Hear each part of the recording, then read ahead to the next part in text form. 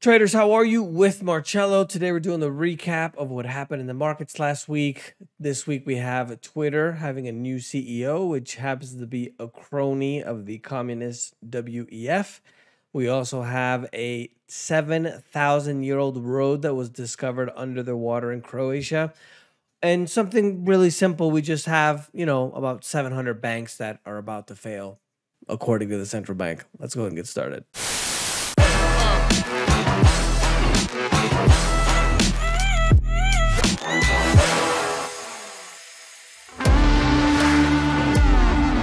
Biggest news for the week is the inflation data. We now have had a 10th consecutive month of the interest of the inflation coming down. It came out at 4.9 in April from a year ago. That's slightly lower than the 5% from March. And it's down from a 40-year high. If you remember, in June, it was at 9.1%.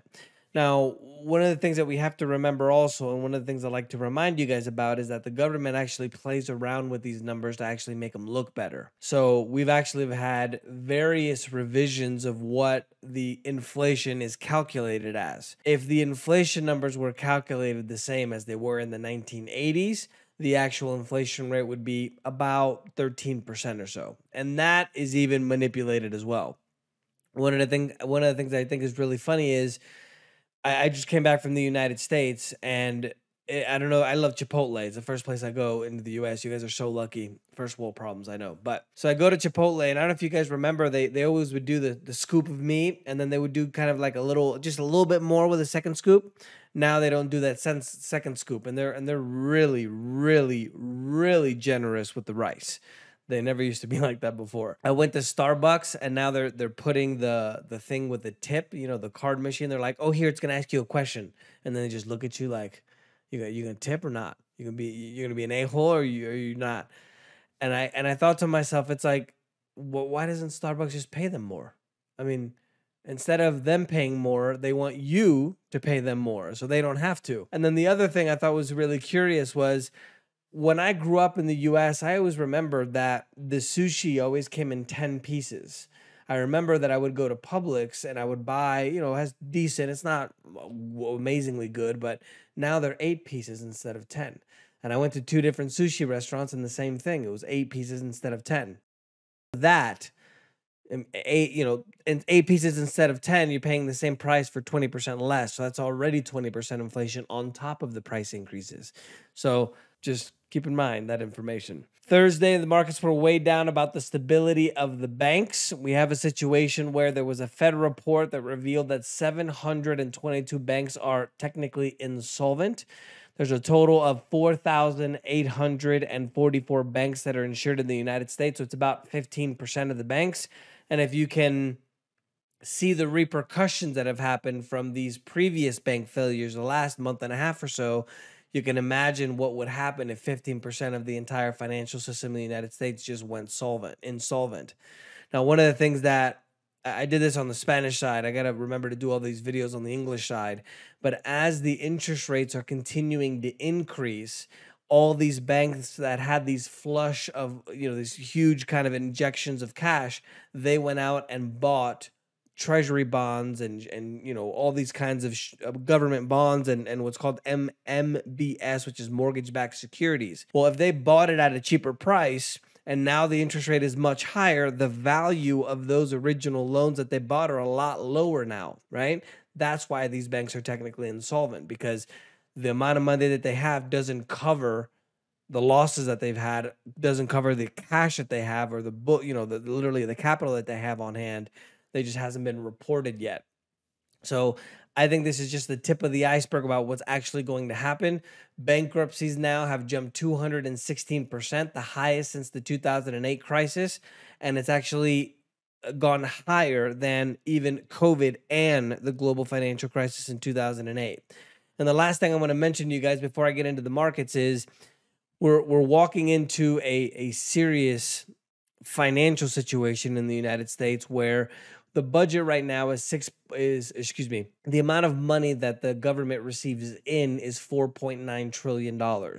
The budget is 6.9 trillion. So we have a $2 trillion deficit. The interest on the debt that we have, which has increased by about 8 trillion or so since COVID, has gone up to $928 billion a year, which now exceeds the defense budget that we have in the United States. And it's still climbing rapidly. Next year, the interest on just the interest is going to be $1.1 trillion. So we're walking into a situation where soon, due to the fact that we're increasing the debt so fast, that we're just not even going to be able to afford the interest on the debt, much less the debt itself. Not bueno. And here comes Conspiracy Marcello. I think they're doing it on purpose because they need to collapse the system, especially the West, to institute their new government coin. You're going to own nothing and be happy. Drive your electric car. Here's your government coin that's going to expire tomorrow. You got to spend it, or, you know what I mean? The wonderful communist global government. Use your mask. Do what we say. Don't ask questions. Overseas market news. European markets were mostly lower. The only exception, which was Istanbul, went up by almost 9%. I don't think I mentioned the U.S. markets, right? The U.S. markets were mostly negative. The only exception was the NASDAQ in North America. Even Canada was lower as well. Latin American markets were mostly mixed. Those were in the 2 to 3% range. Middle East and Africa, mostly mixed, with Saudi Arabia being the biggest winner there. And then Asia and Australia being mixed, most of these being around 1 to 2% or so overall. Banking and cryptos, we have a second bankruptcy of a crypto exchange called BitREx. It's the second largest platform to fail after FTX. Remember that FTX was the second largest crypto exchange in the world. Now, BitREx it's in a situation with a legal battle with the United States. Remember, with the previous recaps, I talked to you guys about how the U.S. government's literally launching a war against crypto, essentially. So that's essentially what's happening. If you remember also, I believe it was last week or the week before, I talked about how Zimbabwe is planning to have a gold-backed digital currency. If you don't know what's happened to Zimbabwe over the years, they've had some of the worst hyperinflation ever. I visited Zimbabwe, literally have like a 10 trillion or $100 trillion bill. So ironically, the IMF, which is kind of the bank of banks, so to speak, they kind of loan countries money when they're in bad shape to take advantage of them. But they said that the gold-backed currency from Zimbabwe is a potential threat to financial stability. God forbid we didn't spend more than we had, and we actually had something that had some value like gold. No, let's just use these. I don't have any paper. I was gonna throw some paper on. Let's just use these papers that aren't worth anything, not backed by anything except for the full faith of the U.S. government. Bitcoin lower this week, down 8.53%, just a touch over 27,000. Commodities, the Thai rice crop is in the crosshairs now with the rice shortage. So all of my Latins living in Latin America and the United States, you're not going to be able to have your frijoles con queso. Your frijoles con arroz. They're planning to have a lot of water shortages. They are the second largest exporter of rice in the world at 15% of the global supply. So it looks like the food shortages situations is going to get worse, not better. Oil is negative for the fourth consecutive week. We've had 6 months of losers now. The U.S. crude went down 1.85% to 70.04, while Brent went down 1.52% to 74.17. One of the interesting things that I thought happened this week was the industrial metals like copper and zinc. Copper is down 3.7% for the week, which is the worst week since February, last week of February. And zinc hit a low of just over 2,500 per metric ton. And that is really interesting because these are industrial metals, right? So if a lot less people are buying these industrial metals, copper, for example, used for a lot of the plumbing, then people aren't building stuff, right? The economy isn't moving. So it's kind of a red flag about what's happening with the economy. Gold and silver went down this week thanks to the US dollar getting a little bit stronger. Gold went down to 0.35% to 2011. Remember that gold just hit an intraday high. So it actually just hit a record high, I believe it was last week at 2,085, if I'm not mistaken. Silver went down over 7% from 25.77 to 24.04. So not a big number in in terms of actual dollars and cents, but in terms of percentages, it was quite big. Financial and banking news, I talked to you guys about already, the bankruptcies that have jumped 216%, which is the highest since 2008 crisis. The inflation in Spain went up to 4.1% through the 12 months of April. France also went to 6.9%. And the worst of all is England, which is above 10%. And the central bank in England just raised their interest rates another 25 basis points to be able to try to control that inflation.